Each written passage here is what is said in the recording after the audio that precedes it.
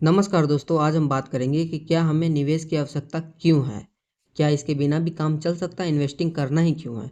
तो इसको हम लोग अच्छे से समझते हैं।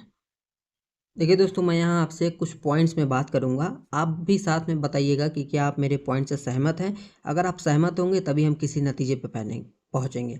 तो सबसे पहला पॉइंट है मेरा कि देखिए, महँगाई बढ़ते जा रही है। अभी आप देख रहे होंगे, बहुत सारे आप न्यूज़ आर्टिकल्स देखेंगे, इंडिया में ख़ास तौर से महँगाई बहुत ज़्यादा बढ़ रही है। ऐसा नहीं कि पहले नहीं बढ़ रही थी, जब हमारे दादा-परदादा थे उस समय भी महँगाई बढ़ रही थी, लेकिन अब थोड़ा-सा ज़्यादा एक्सपेंसिव हो रहा है चीज़ें।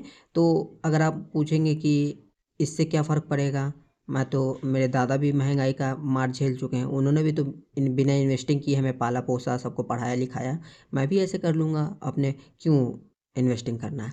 तो देखिए दोस्तों, इस पे मैं आपको आपका साथ देता हूँ कि हाँ, ठीक है, मान सकते हैं। बहुत सारे लोग हैं जो इन्वेस्टिंग नहीं करते, फिर भी खुशहाल ज़िंदगी जी रहे हैं। तो ये पॉइंट मैं आपको देता हूँ, फिर भी लेकिन इन्फ्लेशन को तो आप कम से कम अपने माइंड में रखिएगा ना। इससे आपने एक चीज़ तो सीखा कि महँगाई बढ़ती है। अब मैं दूसरे पॉइंट पे आता हूँ। दूसरा पॉइंट है दोस्तों, हेल्थ के बारे में। आप अभी देखते होंगे कि 12-12, 13-13 साल के बच्चों को हार्ट अटैक आ रहा है।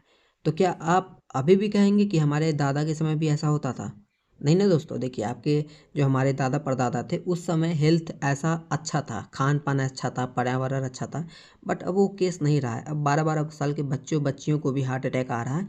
तो ये तो एक फैक्टर है ना, हमें सोचने पे मजबूर करेगा कि नहीं, हमें इन्वेस्टिंग करना चाहिए, हमें पैसे बचाने चाहिए।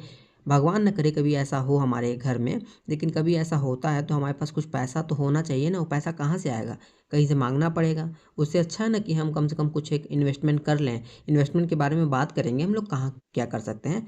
अब मैं आपसे तीसरा पॉइंट पूछता हूँ। तीसरा पॉइंट है दोस्तों, आप देखते होंगे कि बहुत पहले 2004 के पहले जिनकी सरकारी नौकरी थी उनको पेंशन मिलता था। बट अब वो केस बिल्कुल नहीं रहा है, सारी जगह से पेंशन हट गई है। आपका क्वेश्चन होगा कि बहुत सारे स्टेट में तो पेंशन चालू हो रहा है ना, जब चालू हो जाएगा तो मैं भी खुशहाल हो जाऊंगा।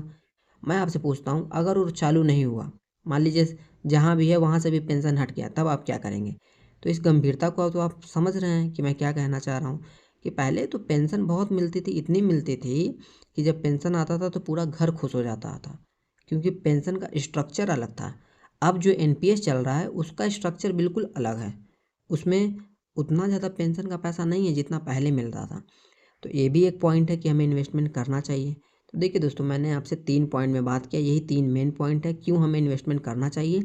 अगर ये 3 चीज़ रहता हमारे पास, हेल्थ अच्छा होता, पेंशन मिल रहा होता, तब हमें इन्वेस्टमेंट की क्या ज़रूरत है? अगर हमारी खुशहाल ज़िंदगी चल रही है, वो तो अलग बात है कि ज़रूरी है यूट्यूब पे बोलना कि करना चाहिए, वो मैं बात नहीं बोल रहा हूँ, एक प्रैक्टिकल वे में बोल रहा हूँ। अगर मेरे पास पैसा आ रहा है, मुझे पेंशन मिल रहा है, मेरा हेल्थ अच्छा है, मेरे घर वालों का हेल्थ अच्छा है, सोना खरीद लेते थे लोग, ज़मीन खरीद लेते थे, वो भी तो इन्वेस्टमेंट है। ज़रूरी थोड़ा है कि हमें म्यूचुअल फंड या स्टॉक या फिर अ, बहुत सारे बॉन्ड्स और एसजीबी जो सोवरियन गोल्ड बॉन्ड है, इन्हीं सब में इन्वेस्टमेंट करना चाहिए। जैसा पहले चल रहा था वैसे चलने देना चाहिए। लेकिन पहले जैसा सिचुएशन अब रहा नहीं है, तो इसको देखते हुए हमें कुछ कदम उठाने होंगे। तो दोस्तों, मैं आपसे चाह रहा हूँ, आपसे जानना चाह रहा हूँ कि आप क्या इस मामले में सोचते हैं? जितना मैंने बात बताया, क्या आप मेरे साथ सहमत हैं, नहीं सहमत हैं? खुल के आप कमेंट में लिखिएगा जो भी आपके अंदर विचार आ रहा है। अगर आप इन्वेस्टमेंट को चाह रहे हैं उसके ऊपर बात करिए, आपको लग रहा नहीं इन्वेस्टमेंट बेकार है उसके ऊपर बात करिए। खुल के बातों को लिखिए। मैं जानना चाहता हूँ कि क्या मेरी आपसे थॉट मैच खा पा रही है कि नहीं खा पा रही है। धन्यवाद।